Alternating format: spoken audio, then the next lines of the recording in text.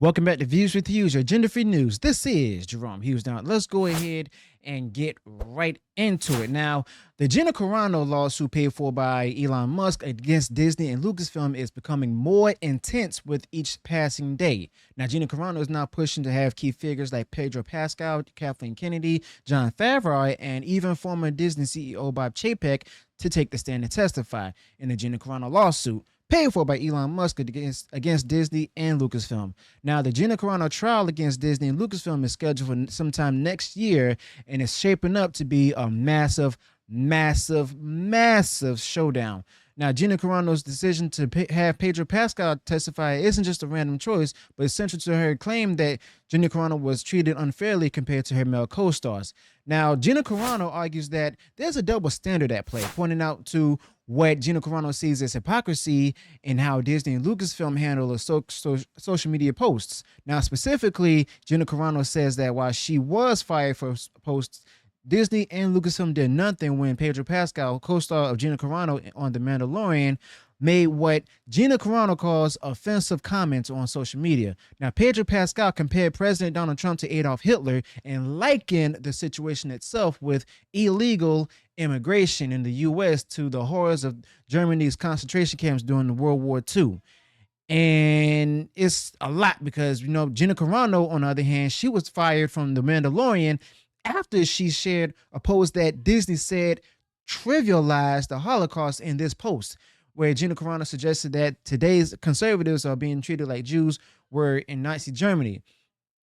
But on top of that, Gina Carano shared tweets that question the wisdom of the pandemic lockdowns and the mask mandates, which were hot button issues at the time. And you know what? These posts to people stirred up a lot of controversy, and Disney and Lucasfilm used this as a way to quickly move to distance themselves from Gina Carano, leading to her termination. Now, despite all the backlash, Gina Carano has never backed down from her views, okay? So Gina Carano maintains that the posts that led to her firing didn't contain any aggressive or inflammatory language. Instead, Gina Carano says that they were meant to be thought-provoking, and they were. Now, in the Gina Carano lawsuit, paid for by Elon Musk, Gina Carano claims that Disney and Lucasfilm made it clear that only one way of thinking was acceptable within their ranks, and that anyone who didn't fall in line with that orthodoxy could be pushed out. Gina Carano argues that her firing was not just about her social media posts, but about a broader intolerance for conservative viewpoints at Disney and Lucasfilm. And that does have a lot of truth to it. Now, before all this, Gina Carano's career was on an upward trajectory, but Gina Carano was becoming a big name as a female action star with roles in high-profile movies like Steven Soderbergh's Haywire, Fast and Furious 6, and even Deadpool 1.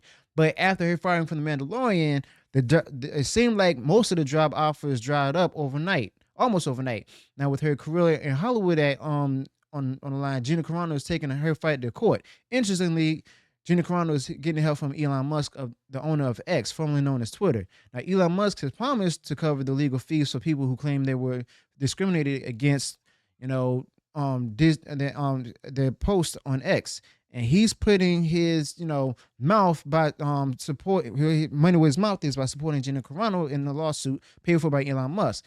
Now, the Gina Carano lawsuit paid for by Elon Musk has the potential to be a landmark case, especially given its high-profile nature. Now, the central issues like wrongful termination, discrimination, and the limits of free speech in Hollywood are all on the line. Now, the testimonies of key figures like Pedro Pascal, Kathleen Kennedy, Bob Chapek, and Jon Favreau could be pivotal in determining the outcome.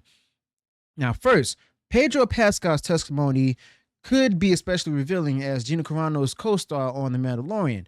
And as her co-star Mandalorian, Pedro Pascal might be asked about their working relationship and whether they ever discussed her social media activity. Now, the testimony of Pedro Pascal could shed light on the atmosphere at Lucasfilm, where Gina Carano was subjected to any bias or differential treatment because of the views of Gina Carano. But Pedro Pascal could also provide insights into a broader culture at Lucasfilm, particularly how political expression is handled and whether diverse viewpoints are truly tolerated. All right. Now, on the other hand, going to Kathleen Kennedy, who fired Gina Carano, who's also the president of Lucasfilm, will likely face tough questions about the official stance of Lucasfilm on Gina Carano's termination. Now, her testimony could dive into a decision-making process that led to Gina Carano's firing. Kathleen Kennedy might be asked to explain how Gina Carano's social media presence was evaluated against the company policies and whether there were consistency in how those policies were applied. And Kathleen Kennedy's insights could be crucial in determining whether having Gina Carano fired was in line with Lucasfilm standard practices, or if it was politically motivated move aimed at silencing a dissenting voice. Now, former CEO Bob Chapek, who was Disney CEO at one time, at the time itself could provide a broader perspective on the corporate culture at Disney. Now, his testimony could reveal how social media used by employees and is viewed across the company, and whether there were any specific discussions or directives related to Gina Carano's case. Now, Bob Chapek could also shed light on whether Gina Carano's political views played a role in the decision to cut ties with Gina Carano, or if the decision was driven purely by business considerations. Now, Bob Chapek and his involvement in the case could help clarify whether Gina Carano's firing was a decision made solely by Lucasfilm, or if it had the backing of Disney's upper management. Then there's also Jon Favreau, the creator and the showrunner of The Mandalorian. He could be another key witness. Now, Jon Favreau might be asked about Gina Carano's role on the show and whether there were any creative disputes or discussions about the character of Gina Carano before the controversy erupted. Now, Jon Favreau's testimony could provide insights into whether Gina Carano's political views or social media activity ever directly impacted her character storyline or her relationship with the show's creative team.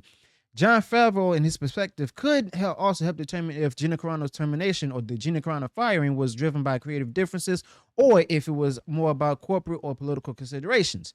Now, the combined testimonies of these different individuals here could be critical in determining the legitimacy of Gina Carano's claims. Now, if their accounts align with the accounts of Gina Carano narrative, it could bolster Gina Carano's case of wrongful termination and political discrimination. But on the other hand, if their testimony suggests that Gina Carano and her social media posts violated clearly established company policies, it could justify Lucasfilm's decision to terminate her contract. But ultimately, their statements could play a significant role in shaping the court's judgment on whether Gina Carano was treated unfairly or if the company acted within its rights to end Gina Carano's employment. Now, all of this, with everything that's been playing out, how Disney and Lucasfilm were denied to have the case dismissed and everything. It seems to me Gina Carano definitely has all the receipts, all the evidence right there. And the testimonies that's going to be provided by the people selected like Jon Favreau, Kathleen Kennedy, Bob Chapek, and others. Well, it's like, I'm going to tell you this. She very well may win the case itself. And don't bank on Bob Iger testifying, because Bob Iger sends people to represent him to testify, because guess what? At the time, he wasn't there, and even he wasn't listed as CEO, but he was still there. All right. Now, most likely, I'm not sure who gave the go ahead and terminate Gina Carano, but I guarantee you that it may maybe somebody may testify if Iger swayed somebody to fire her, then someone's going to go ahead and stay there in the case itself.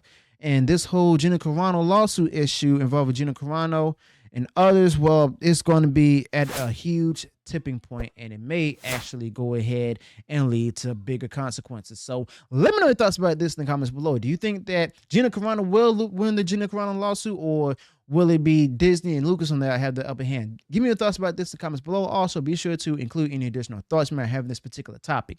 If you enjoyed what I shared in this video, go ahead and smash the like button, share far wide across social media.